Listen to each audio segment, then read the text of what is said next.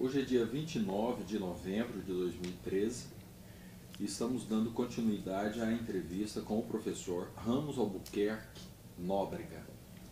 Professor, eu gostaria de retomar uma indicação, algumas informações que o senhor nos proporcionou já anteriormente sobre a criação do curso de mineração.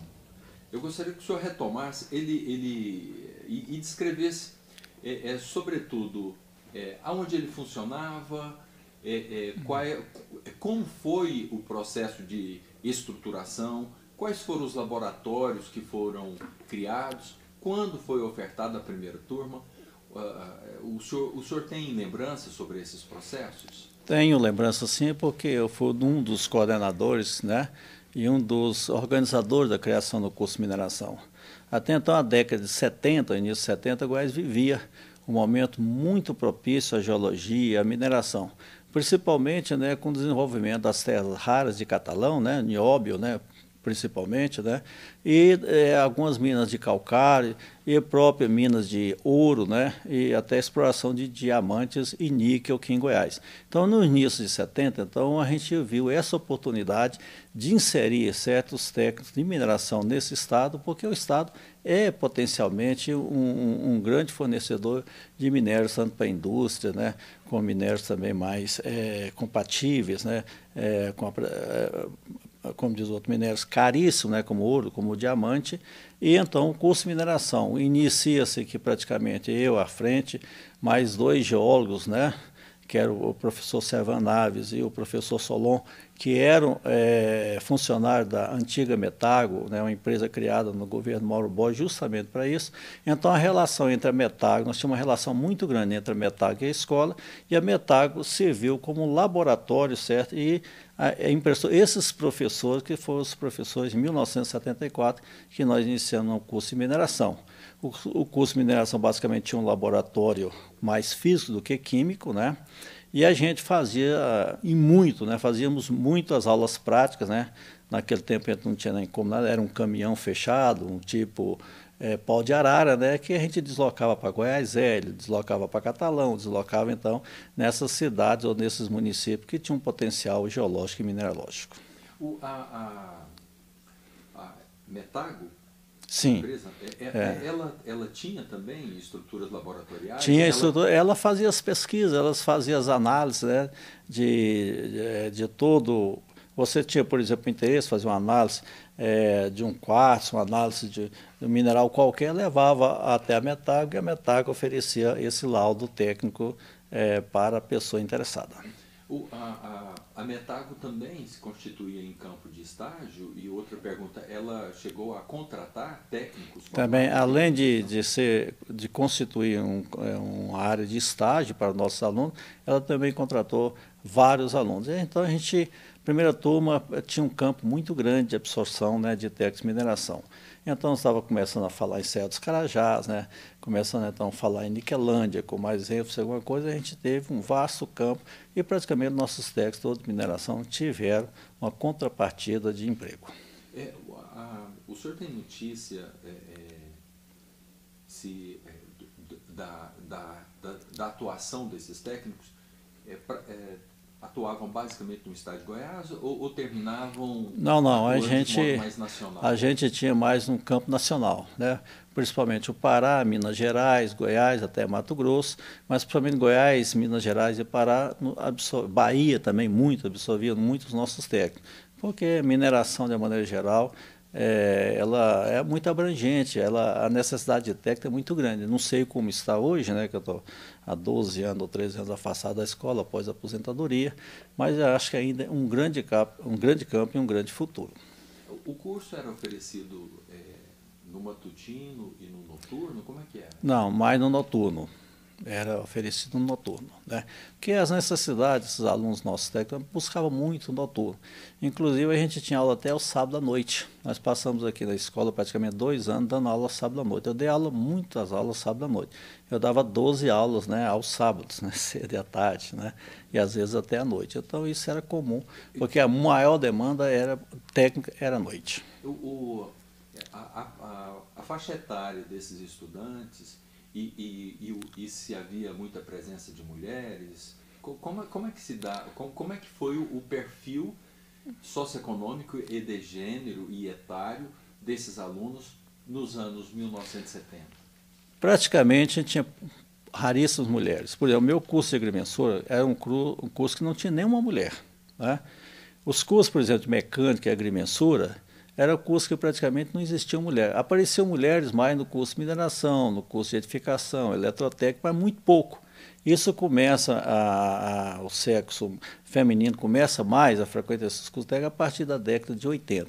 Então, até a década de 70, praticamente 90, 95% dos alunos eram masculinos. E a faixa etária desses alunos? A faixa etária era mais alta, né? Nós tínhamos alunos, pessoas que já tinham feito o antigo segundo grau, o ensino médio, né? Pessoas que já tinham feito até outros cursos técnicos, né? E que estavam retornando, certo? Ou mesmo práticos, né? De mineração, práticos de topografia, práticos de eletro, voltavam, certo? Para obter um certificado, um diploma e otimamente, certo? Conduzir, certo, a sua tecnologia e melhorar em relação ao emprego, né, em relação à estabilidade, tanto pública como privada. Nesse curso criado de mineração, como se apresentava a presença de negros? Continuava uma pequena presença de negros quando comparado aos estudantes brancos que... Sempre os estudantes brancos e pardos foram maioria. Os negros sempre foram minorias nos cursos. Eu acho que isso se explica pelo processo social, não é isso? É uma evolução social que agora, né, eu acho que a gente está tendo essa ênfase maior, oportunizando mais a classe pobre, porque o negro que saiu da senzala e foi para a favela continuou com a mesma característica econômica, social e de pobreza. Então essas coisas vêm melhorando gradativamente, mas até então, certo? Quem tem poder econômico, já te falei isso, tem poder de persuasão, tem poder cultural, tem poder de absorção, né, melhor das coisas. Então isso eu acho não é que seja natural, mas era a contingência, né, da época e até hoje também ainda tem esses fatores, né? Deixa eu perguntar ao senhor, no final dos anos 1960 nós tivemos o chamado milagre econômico brasileiro, né? Sim. Que se estende mais ou menos de 1968 até 1973, quando eclode a primeira grande crise do petróleo, né? Mas logo posteriormente, o regime militar patrocina um novo plano econômico que vai assegurar um crescimento ainda por um longo período ao longo dos anos 1970, e até começo dos anos 1980, que foi o segundo PND, não é? Projetado primordialmente para 1975 até 79, mas que, na verdade, com as obras de infraestrutura, as atividades perduraram. E os investimentos públicos perduraram até no contexto de uma radicalização de crise, né? Já com a segunda crise do petróleo de 79 e tudo mais. Mas eu pergunto ao senhor o seguinte, essas conjunturas econômicas, na leitura do senhor, elas foram importantes ou em que medida ou que lugar elas ocuparam na consolidação desses cursos, na consolidação da Escola Técnica Federal de Goiás, em termos de procura de alunos?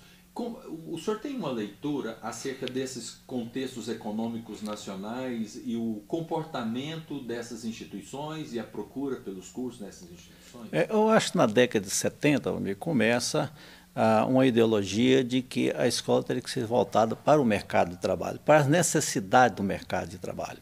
Então a gente tem que separar, por exemplo, no período militar, certo?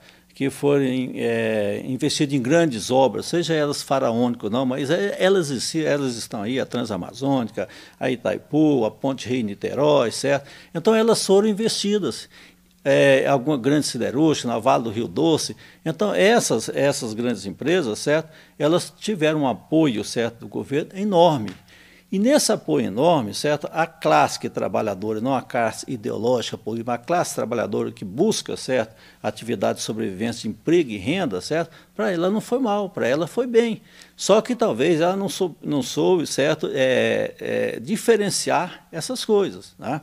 Então, com o projeto Rondon, certo, o governo militar deu uma ênfase muito grande no projeto Rondon e as universidades participavam intensamente do projeto Rondon, até a Escola Técnica Federal, que eu fazia faculdade e era professor que participava desses projetos Rondon, interiorizando esses projetos Rondon, certo? Mas não buscando uma ideologia política, buscando chegar lá e fazer um trabalho de agronomia, fazer um trabalho de urbanização, fazer um trabalho na área de saúde. Então, esse era o objetivo. A gente não tinha um objetivo de ideológico político, tinha um objetivo de trabalho, de prestação de serviços. Os anos 1980 começa uma grande crise, não é? Então, um ciclo inflacionário incontrolável, processos de redução das taxas de crescimento econômico, gradativa ampliação das taxas dos níveis de desemprego. Eu pergunto ao senhor, como que fica a instituição e a procura pela instituição nos anos 1980? Essa conjuntura econômica nacional abalou em alguma medida a instituição ou ela conseguiu manter a sua legitimidade, a sua credibilidade, uma grande procura, alunos que viam e efetivamente se inseriam no mercado de trabalho? Como que foi essa conjuntura dos anos 1980 para a instituição? Nós sabemos que nos anos de 80, principalmente no governo Zé Sarney, né, que a inflação atingia parece que 80 e pouco por cento, até 83%, se não me engano, a gente tinha ao mês, a gente tinha e sempre teve na escola um parâmetro de sustentabilidade em relação ao trabalho, em relação ao emprego, em relação à procura pela escola, certo? Porque a escola sempre se manteve, apesar de alterações ideológicas, políticas, certo? Mas a escola sempre se manteve, certo? Com essa ênfase de credibilidade, certo? E de procura e de oferecer oportunidade, principalmente ao aluno mais pobre. Então, ela nunca saiu desse patamar. Isso é que é a coisa mais... Ela conseguiu sobreviver a todas essas dificuldades econômicas, certo? Em relação a toda a sociedade, vamos dizer assim. Então, a escola sempre se manteve, certo?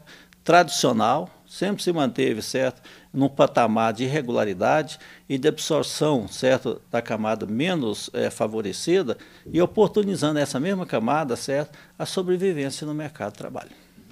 Mas os anos 1980 são anos de expansão, já começa um processo de expansão importante das instituições de ensino superior, né? Sim. A Universidade Federal de Goiás já amplia suas instalações, oferta de vagas, a Universidade Católica, novas faculdades como as faculdades Objetivo, já existia a Faculdade Anhanguera.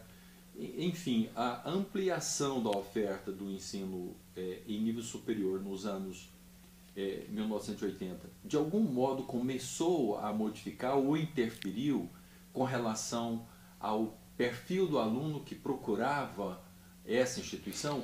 Por outro lado, a perda de renda das camadas médias também, de algum modo, pode ter concorrido para uma mudança do perfil socioeconômico e das expectativas futuras profissionais desses alunos que procuram a instituição? Eu acho que teve um fenômeno no final da década de 80, que foi com a vulgarização da criação de ensino superior nesse país como um todo, né? Então, todo o Estado, todas as empresas privadas, alguma coisa, criou-se curso. Mas criou-se curso, de maneira geral, onde é que você tem só o giz e a fala, certo? Como elemento fundamental desses cursos, né? Então, os cursos da área, principalmente humana, foi muito grande. E esses cursos na área de humana, certo? Ela não veio afetar os cursos na relação tecnológica. Os alunos de tecnologia sempre tiveram, e eu acredito que sempre vão ter essa oportunidade. Só que, nessa final da década, então, o governo cria e abre um leque muito grande, né, de faculdades, e às vezes faculdades sem infraestrutura, que nós estamos vendo hoje, né, na década, no século XXI, certo? A bancarrota, de uma maneira geral, o mau ensino, de uma maneira geral, porque aqui não adianta só abrir escolas, né? Você tem que abrir a qualidade, você tem que ter estrutura, né? Sem estrutura, sem a formação do professor, sem a estrutura, você não obtém uma boa faculdade. Então, essas faculdades hoje que oferecem, né, toda a possibilidade de você fazer os cursos, principalmente nas áreas humanas, né, sem nenhum critério, né, de absorção e sem nenhum critério de análise de mercado, futura, lógico, nem nada. Mas o ensino tecnológico sempre manteve, acho que sempre vai manter, certo, essa ênfase, né, de qualidade. Mas é verdade também que muitos alunos começam a procurar instituição, mas não mais com a perspectiva de se transformar em técnico e de se inserir no mercado de trabalho, não é verdade? Quer dizer, houve também esse processo, não é? Nos anos 80? Isso é explicado principalmente porque começa a diminuir a faixa etária. O aluno da década de 80 começa a chegar mais novos na escola. Começa a chegar do ensino fundamental, né, que era o ensino do ginásio industrial, e começa a chegar à escola não só pensando mais em ser técnico, mas pensando no ensino de boa qualidade aqui, que é o ensino geral de boa qualidade, já objetivando, por exemplo, a faculdade, principalmente engenharia e arquitetura.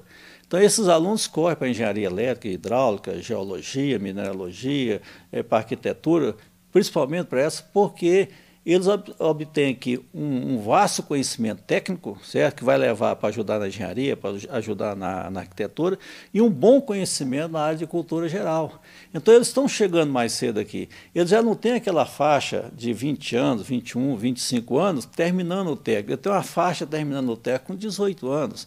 Aí, o próprio pai, ou eu mesmo, eu tenho que estudar mais, então começaram a buscar as faculdades. E vocês sabem que a nossa escola, tanto na década de 90, por exemplo, proporcionalmente era a escola que mais aprovava para a Universidade Federal, isso na década de 90. Eu não sei como é que está hoje. E isso criou um problema quanto ao desvio da função social da instituição ou não? Como que o senhor avalia isso? Eu acho que o foco, certo, tem que ser observado de maneira diferente. Esses alunos, por serem muito novos, né, a gente não poderia, consequentemente, barrá-los de ele obter um curso superior dentro daquela formação que ele teve aqui tecnológica, né? É evidente que a finalidade da escola era formar técnicos para o campo técnico. Só que esses técnicos, de maneira geral, em função do que eu te falei, da sua idade, eles estavam buscando o ensino superior. E esses técnicos, certo, que hoje são engenheiros civis, elétrico, ou geólogo, ou arquiteto, eles têm uma formação tecnológica extraordinária. O cara chegava lá na engenharia alguma coisa, o agrimensor, que passava de engenharia para arquitetura, era o professor de topografia, era o professor de agrimensor, era o professor de desenho topográfico lá na engenharia, porque eles tinham maior desconhecimento do que ensinavam no curso superior. Então, é evidente que se a escola estava formando para ele ser um técnico, sair e trabalhar, ele saiu e foi buscar uma universidade, com toda a razão. Se eu estou entendendo, então, se eu estou entendendo a posição do senhor, se de um lado a instituição falhou em alguma medida, na medida em que ela formava um técnico que não se inseria no mercado de trabalho, essa falha era atenuada pelo fato de que ele, muitas vezes, se inseria na universidade dentro dessa mesma área de formação e até adquiria uma formação, digamos assim, com consistência de conhecimentos tecnológicos muito e maiores. práticos maiores, quando comparado aos demais. Eu queria também fazer uma ênfase, porque nós tínhamos os cursos técnicos já nessa década de 90, tanto no matutino como no noturno. É evidente que os alunos do curso noturno eram os alunos mais sacrificados, que trabalhavam o dia inteiro e que tinham uma faixa etária maior. Esses alunos noturnos, geralmente, eles ficavam no campo, certo, do trabalho. Por quê? Porque eles não tinham o tempo todo de estudar para um vestibular. Tá? Então, os alunos noturnos eram mais inseridos no campo tecnológico do ensino médio, e os alunos que estudavam durante o dia, como eram mais novos, eram mais inseridos para fazer o curso superior, porque tinham mais tempo para estudar. Provavelmente também esse aluno do superior, talvez também, do ponto de vista socioeconômico, pudesse vir também de... É evidente que o aluno da manhã tinha um potencial econômico melhor que o aluno da noite. Perfeito. Familiar. Perfeito. O final dos anos 1990 vem o processo de transformação da Escola Técnica Federal de Goiás no Centro Federal Cefet. O Cefet, Centro Federal de Educação Tecnológica de Goiás, não é? Eu pergunto ao senhor, quando que o senhor presenciou ou participou das primeiras discussões dentro da instituição com relação à transformação da ETFG em Cefet? Quando que o senhor pela primeira vez ouviu ou presenciou ou participou de alguma discussão nesse sentido? Olha, no final, ainda na gestão do professor José Alves, né, entre 90 e 94, ele ficou aqui praticamente 8 anos, e o professor Ítalo e a minha pessoa, nós assumimos em 94, certo, a direção das escolas e ficamos até 2001, né? No final já da administração, da gestão do professor Zé Alves, né, já se comentava da necessidade, ou os próprios professores, muitos professores aqui, engenheiros, né, arquitetos, né, da necessidade e da vontade de ter cursos superiores também na escola. Tá? Então isso começa a desenrolar na gestão do professor Zé Alves, começa o trabalho na gestão do professor Zé Alves. É evidente que não tinha uma discussão ampla em termos de docente e discentes, mas discussão em termos mais de alguns professores mais interessados, né?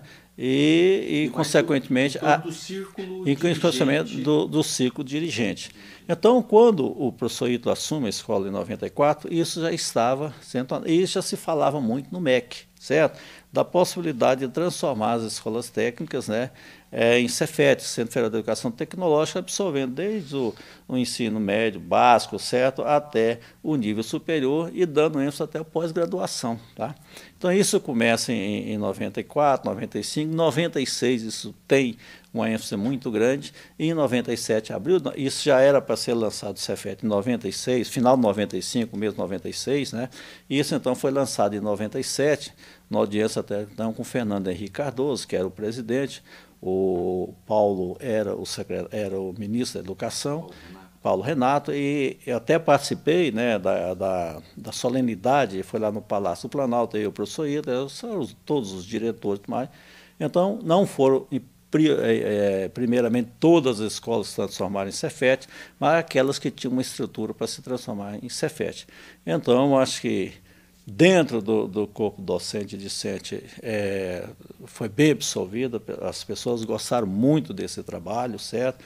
E daí começa, então, essa nova fase, né, do ensino tecnológico, né, no país, que depois chega agora nos IFES, né, nos Institutos Federais. Eu perguntaria ao senhor, o senhor chegou a conhecer um estudo que o diretor José Alves havia encomendado ao Instituto Evaldo Lodge, um estudo de justificativa da transformação da escola? Já tinha esse trabalho iniciado. O senhor se lembra de quando? Não, eu não me lembro de quando, mas já tinha esse trabalho. E depois o Ítalo também criou um grupo também de trabalho aqui dentro, certo? Para começar, junto com outras escolas do país, né? Porque naquele tempo tinha muita reunião de diretores, né? Praticamente você fazia 2, 3, 4, 6 reuniões por ano, né? Com todos os diretores, diretores pedagógicos, né? Diretores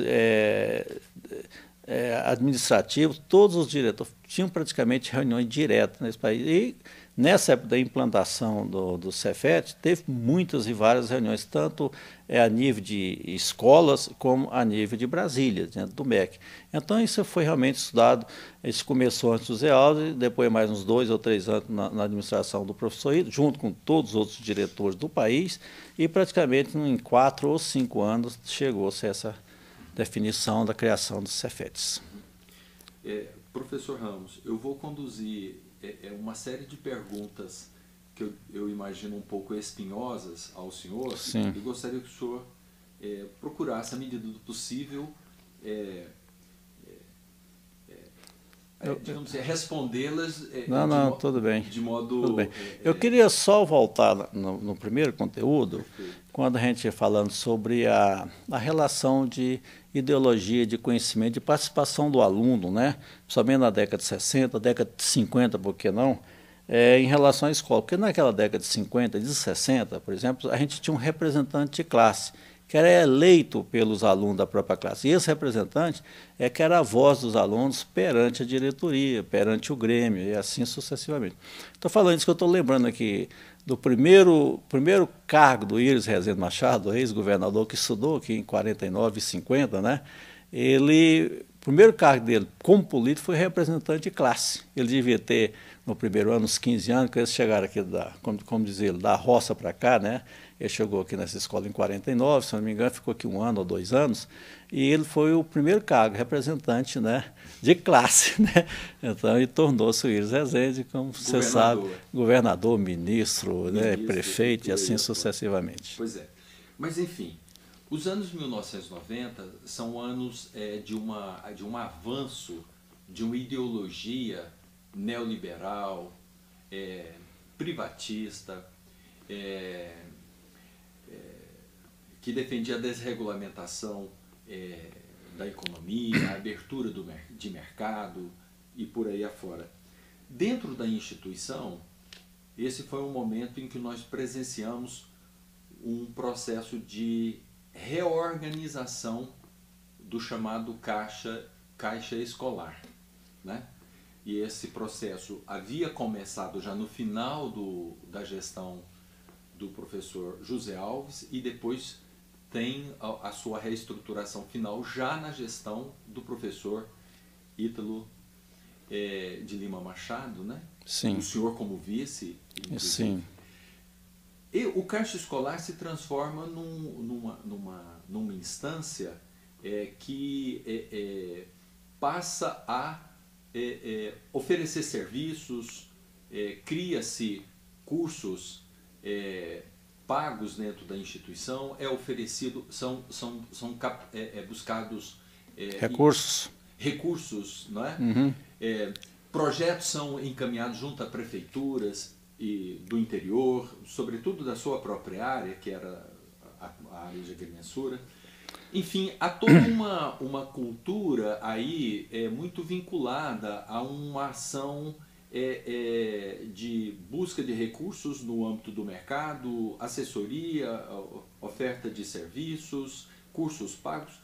Como que o senhor vê, à luz de hoje, criticamente, esse momento e essa iniciativa dentro da instituição? Eu vejo uma iniciativa do Caixa Escolar, e se pensava o Caixa Escolar, certo? Como você tem aqui uma instituição hoje, né? Que a Marinês até dirige, né, que dirigiu por muito tempo também, uma relação entre as empresas e a escola. Então a escola em Inove, né, que chamava, né, a Inove é mais ou menos uma coisa parecida como essa, tá, como o Caixa Escolar. Então o Caixa Escolar tinha uma desburocratização, certo, e uma capacidade maior, certo, de contratar, certo, serviços e desenvolver serviços, né. O Caixa Escolar, então, oferecia essa oportunidade de você fazer uma correlação com as empresas, né, e não vincular diretamente a escola por problemas burocráticos, problemas jurídicos, etc. Então, era uma relação mais com o Caixa Escolar. Então, o Caixa Escolar era um elemento importantíssimo, certo, nessa relação de empresa e escola. Mas ele não representou um processo de privatização dos espaços da instituição? A própria professores com dedicação exclusiva que realizavam projetos e faziam sua complementação ou ampliação de suas rendas através desses processos de prestação de serviços, muitas vezes utilizando, evidentemente, as próprias instalações da instituição, os equipamentos da instituição. Isso o senhor não acha que isso foi um processo problemático na vida da instituição? Não, levado com lisura, igual foi levado, sempre o Ítalo teve essa preocupação com a lisura. O Ítalo sempre trabalhou com a característica de honestidade e jurídica muito. Ele era advogado e é biólogo também. Então, consequentemente, o Ítalo, certo, nunca fez nada que prejudicasse a escola. Ele foi um administrador, no meu entender, certo? Um administrador voltado para a instituição, certo? Voltado para a instituição, certo? Não era político, não tinha ideologia de partidária nenhuma, nunca teve essa ideologia partidária. Ele tinha um partido, era a escola. Certo? Ele talvez, hoje, né, ele está no Senai, como coordenador geral dos cursos tecnológicos, e hoje é um nome nacional na montagem, na estrutura, no planejamento de todos esses cursos hoje do Senai, a nível nacional. E, quando ele estava como diretor aqui, ele era um dos mais diretores respeitados a nível nacional em termos de administração. Mas, professor, nós tivemos a oferta, por exemplo, houveram outros, mas eu salientaria dois, os cursos de hotelaria e de turismo, que eram oferecidos, os dois cursos oferecidos no matutino e oferecidos no noturno.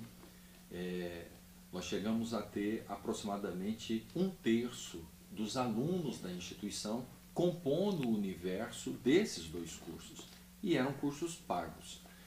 Isso o senhor não compreende que isso era um problema do ponto de vista de uma instituição pública? Como sendo uma instituição pública, né, a gente não deveria cobrar nada do aluno. É isso, quem paga é a população. Desde a sua matrícula, o seu material escolar, tudo, acho que quem paga isso é a população. Naquele tempo, né, tinha uma demanda muito grande para hotelaria e turismo, mas a escola não tinha infraestrutura e nem o MEC estava disponibilizando, certo, nenhum recurso para montar esse curso. Então se viu, os próprios sindicatos de hotelaria e turismo viu a oportunidade, certo, da escola ofertar, nem que seja particular, via Caixa Escolar. E isso foi por um período, se não me engano, de 2 anos, né? Eu acho que a própria instituição e os próprios alunos reivindicaram da escola, certo, o término dessa cobrança e, consequentemente, depois disso foi incorporado ao ensino público. Mas, inicialmente, a escola não tinha recurso e nem o MEC ofereceu essas condições. Então, o próprio sindicato, certo, da hotelaria e turismo, junto com a escola, viu essa oportunidade via Caixa Escolar e começar a implantar esse curso. Mas nós tínhamos o pleno conhecimento que é por um período muito curto. Uhum. Eu gostaria de também questionar o senhor quanto à forma como foram criados os cursos superiores de tecnologia. Havia um questionamento à época bastante acentuado no que tange à oferta. Avaliava-se que os cursos estavam sendo ofertados muito rapidamente, sem um estudo prévio, sem uma montagem cuidadosa dos projetos curriculares, que se deveria ter tido um tempo a mais, talvez adiar a oferta por 6 meses ou 1 ano. Nós tivemos um caso, por exemplo, de um curso de transporte em que o curso é apresentado no edital e feito o vestibular e as reuniões para montagem das primeiras disciplinas, dos primeiros semestres, somente após o início das atividades letivas. O senhor, que visão que o senhor tem com relação a esse processo, a esse contexto de criação?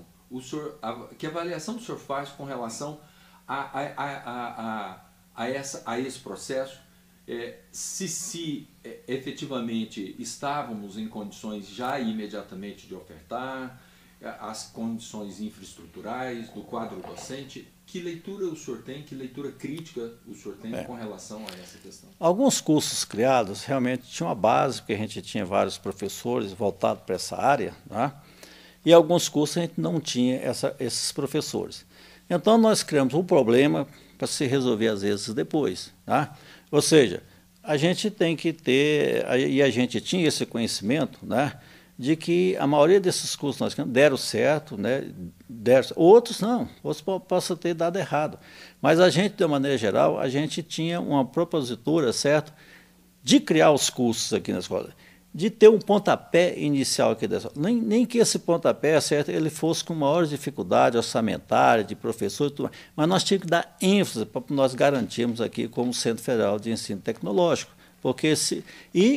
Nesse mesmo período, certo, do professor Ito, acho que foi a direção que mais ofertou proporcionalmente àquela época, certo? Pós-graduação, de mestrado e até de doutorado, alguns doutorados que às vezes não tinha muito a ver com o próprio, mas a gente precisava de ter esses professores com mestrado e doutorado para a gente ter esses cursos superiores. Alguns cursos foram prestados, talvez sim, mas a intenção era a gente consolidar, certo, o ensino tecnológico de nível superior na escola.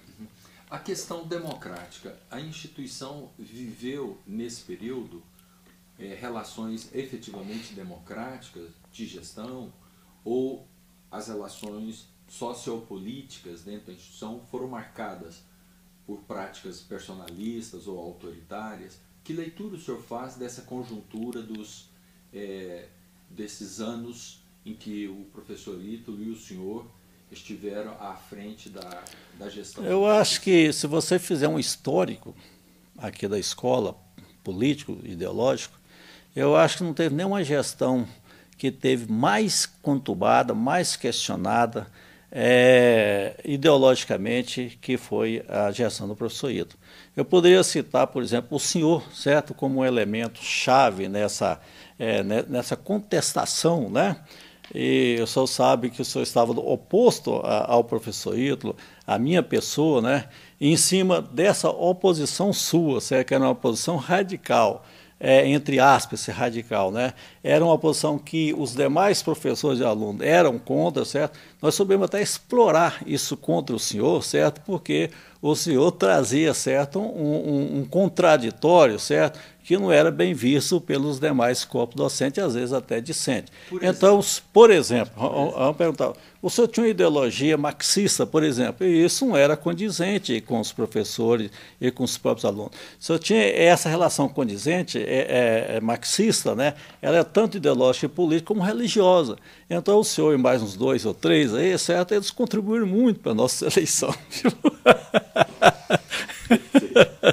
Certo? Agora, o Ítalo, você pode, que é a última eleição, né?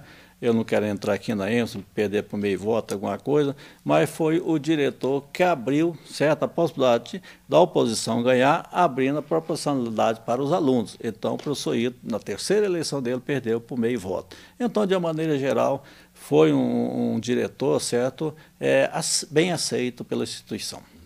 Eu gostaria de perguntar ao senhor, quais foram as ações que o senhor, digamos assim, realçaria como marcantes ou que foram, digamos assim, das mais importantes nesse período em que o senhor e o professor Ítalo estiveram à frente da instituição? Quais são as ações e as iniciativas que o senhor destacaria como as mais importantes? A organização pedagógica da escola, eu acho que foi importante. Até então a gente não tinha um planejamento pedagógico com maior profundidade, certo? A democratização, certo, de todos os segmentos ideológicos da escola coparticiparem, certo? Basta lembrar, nesse período, quantas greves nós tivemos aqui dentro, certo? Quantas paralisações nós tivemos aqui dentro, e é democraticamente aceita por nós e tudo mais. Não vejo essa contestação.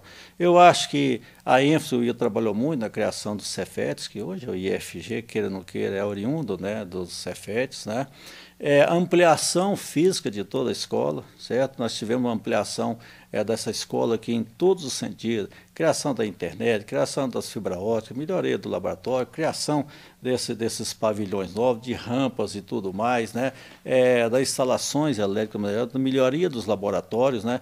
Isso tudo, mas eu acho que a ênfase maior foi a ênfase democrática, da coparticipação, das eleições que nós tivemos aqui. Você sabe muito bem, nessas últimas 3 ou 4 eleições, eu participei de todas, que é muito ruim a gente viver num ambiente e não ter participado de alguma coisa. Seja ela de esquerda, de direita, de centro, alguma coisa, o que você não pode ficar é inerte, você não pode passar em branco naquilo. Você tem que coparticipar em alguma coisa, certo?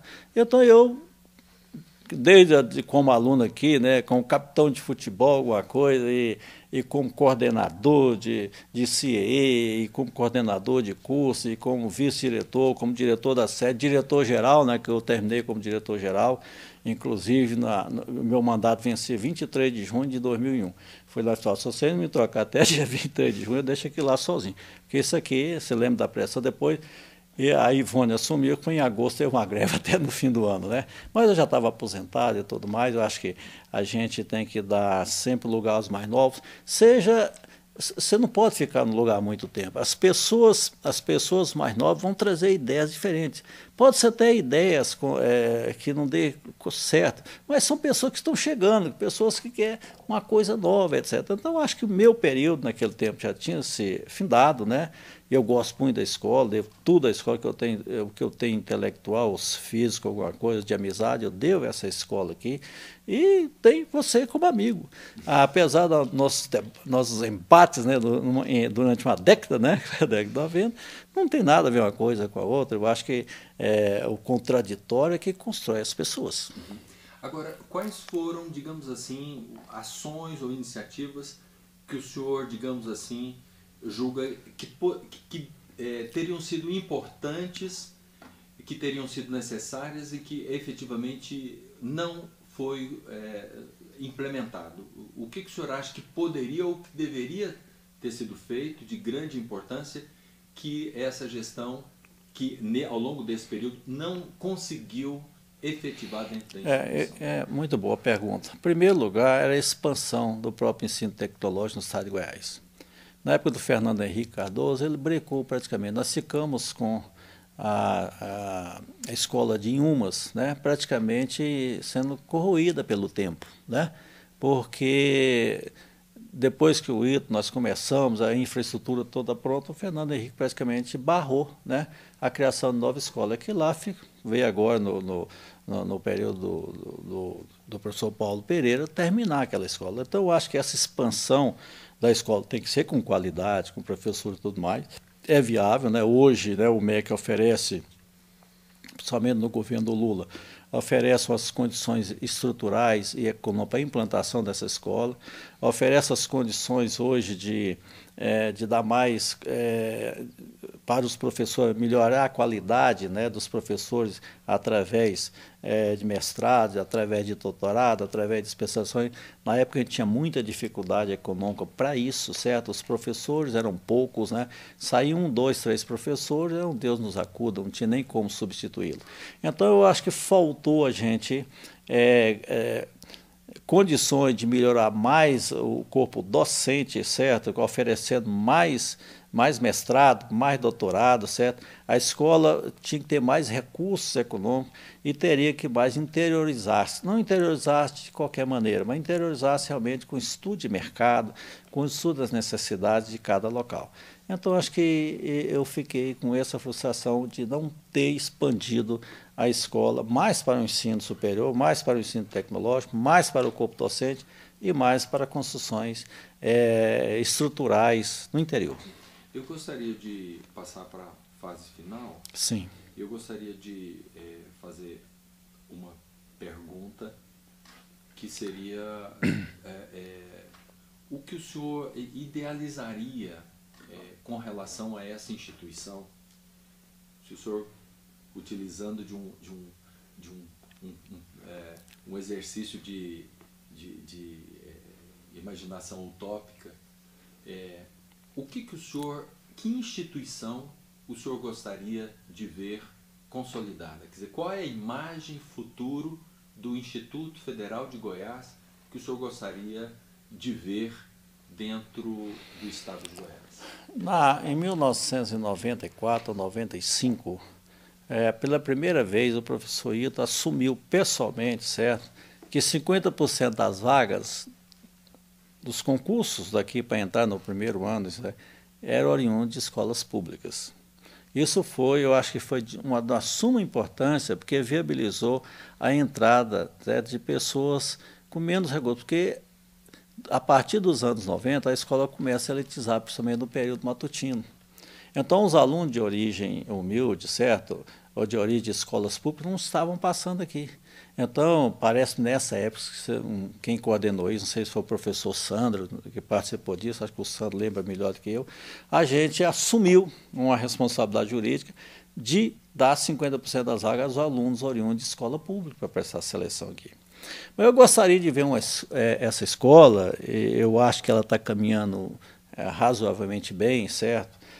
Com uma estrutura, certo, que oferecesse, certo, uma oportunidade ao aluno, certo, oriundo de escola pública, certo, com a vontade de aprender, com a vontade de produzir. Porque nós temos os alunos que oriundos de escolas públicas, certo, que não têm uma oportunidade, certo, de ingressar no ensino médio e superior de qualidade. Eu acho que a escola é uma das poucas aqui em Goiás que pode oportunizar socialmente, ideologicamente, politicamente, essa oportunidade para os alunos, certo? E a escola, certo, eu acho que ela não poderia também abrir demais o seu leque. Ela teria que fechar um pouco o seu leque para melhorar a sua qualidade, certo? Porque quando ela começar muito a abrir o seu leque, às vezes você perde, certo? Você perde a oportunidade de ter uma qualidade, a oportunidade de dar um futuro certo para esses alunos, né?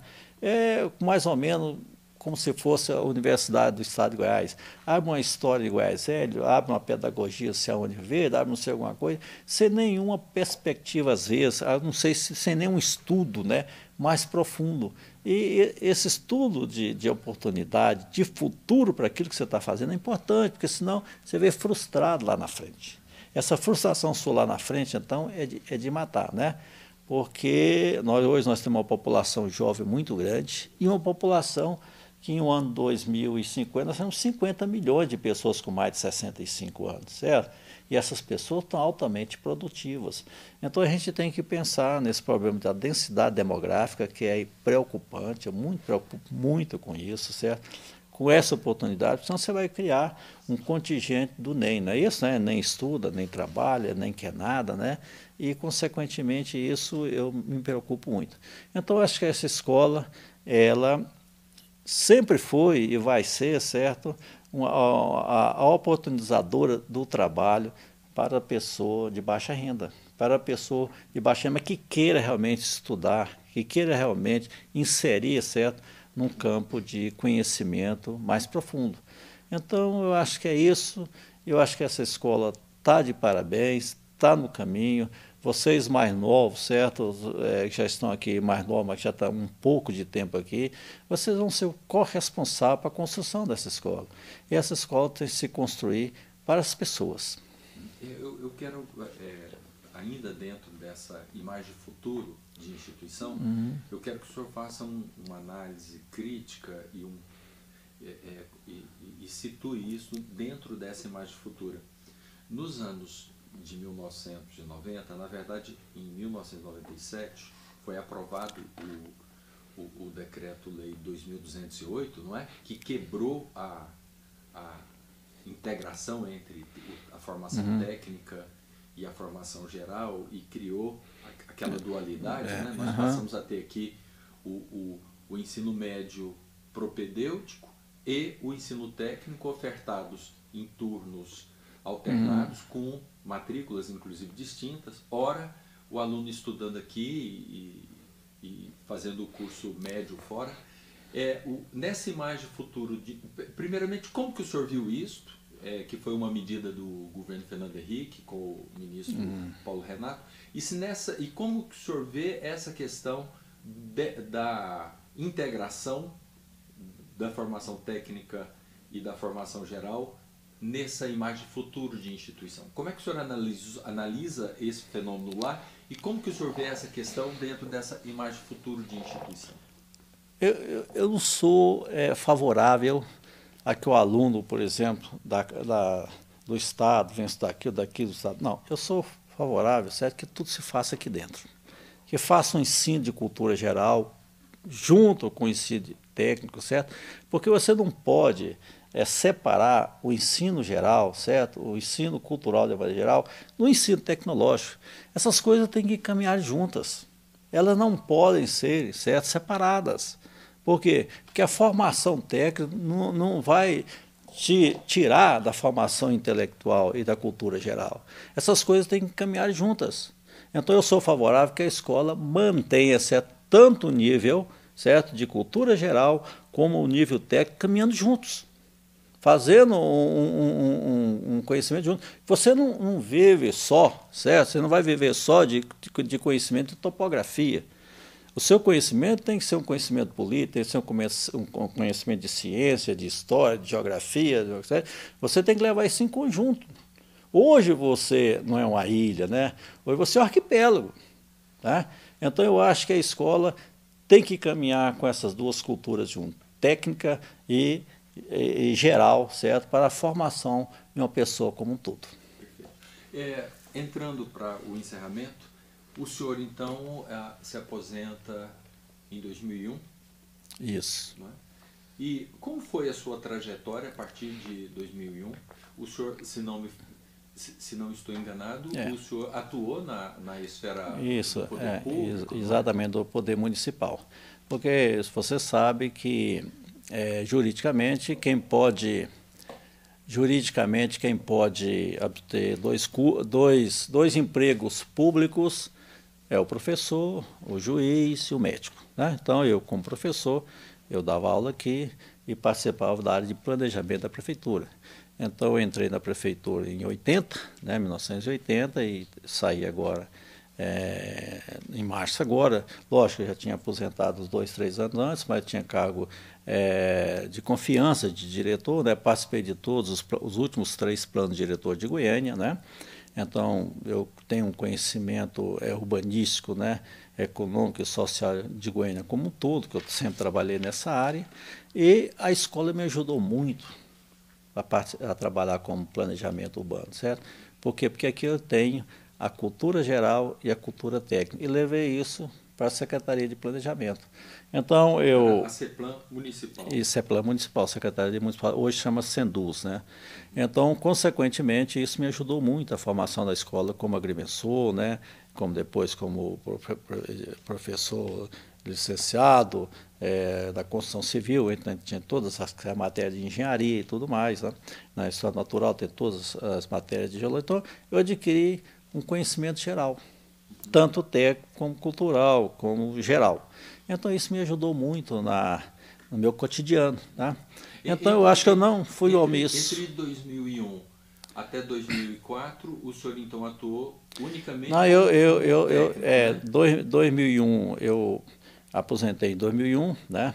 Aí eu tinha de herança uma propriedade rural, eu fui cuidar dessa propriedade rural. Em 2005 eu volto de novo para a Secretaria, eu tinha aposentado em 2005, eu volto para a Secretaria de Planejamento, né? Quando o Íris Rezende toma posse como prefeito de Goiânia, e eu fico durante 4 anos, né, como coordenador de planejamento da prefeitura.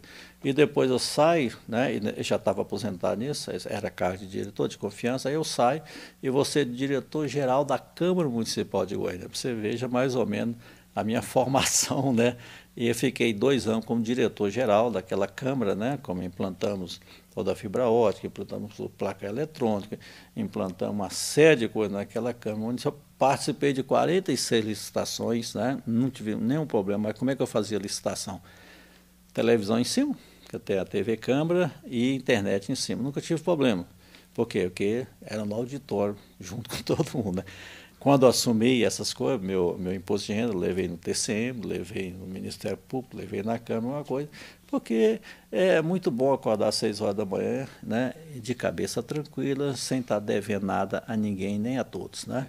Antes eu queria perguntar ao senhor, na fase anterior na CEPLAN, o senhor assumiu, se não me falha a memória, uma responsabilidade também técnica, subsidiando os debates em torno do plano diretor da cidade. Isso talvez foi a melhor participação, ou a participação mais ímpar que eu tive na prefeitura, foi coordenar o plano diretor de Goiânia. Então o plano diretor era dividido em 6 eixos, eu fiquei com o eixo urbano, né, da cidade. Nós éramos 54 técnicos, né, nós fizemos 40 audiências públicas, se não me engano, mais de 100 reuniões. Eu dei palestra sem pensar. todas as faculdades, todas as organizações, todas desorganizadas, né, eu dei palestras, porque o plano diretor é o coração da cidade, o plano diretor é o plano que faz a diretriz das demais leis. E depois tem uma série de leis complementares ao plano diretor. Então esse foi o terceiro plano diretor que eu participei na prefeitura e talvez seja o plano diretor mais democrático, né, com a participação de vários vereadores, poderia citar aqui Elias Vaz, poderia citar aqui o Carlos Soares, poderia citar aqui o Anselmo Pereira. Então, vários vereadores, vários segmentos, nós trabalhamos 1 ano e meio em cima desse plano diretor. A sociedade civil como um todo, certo? Então, eu acho que foi o plano democrático, foi o plano diretor mais democrático da cidade e que teve a maior participação da população, principalmente a população mais desfavorecida. A última pergunta, quais são suas perspectivas profissionais doravante? Eu não gostaria de me afastar da parte intelectual, né, e da cidade. Então, ultimamente, eu estou dando palestras, né, para as empresas, dando palestras nas faculdades, dando palestras, né, para demais cursos na área de engenharia, na área de arquitetura, né, por que não, na área de saneamento, essa que eu dei uma palestrinha agora curta, mas foi, né, e participando para você não perder o vínculo, né. Mas eu acho que eu devo oportunizar as pessoas mais novas que estão chegando com as cabeças mais novas, né, com a ideologia diferenciada, né, aí você falando em ideologia e tudo mais, né, o neoliberalismo, né, liberalismo, né, que os Estados Unidos implantou muito. Agora está havendo uma controvérsia porque a China aproveitou disso e ele agora, porque esse neoliberal não ficou bom para ele, não, porque a China... Então essas coisas que são boas hoje, talvez amanhã sejam não tão boas, né? Amanhã tenham a necessidade de serem transformadas. E a vida é de transformação, né? Como os 90 eram 94, agora são 95 elementos, né, da tabela periódica, e esses elementos dá para você fazer o que você quiser com ele no futuro. Já tem laboratórios nos Estados Unidos estudando. Se eu quero construir uma cadeira, eu posso construir uma cadeira, não através de árvore, madeira, eu posso construir desses elementos. Então, uma coisa, para o final desse século, possível de se fazer. Essa é a vida. A vida é sempre um caminho de conhecimento.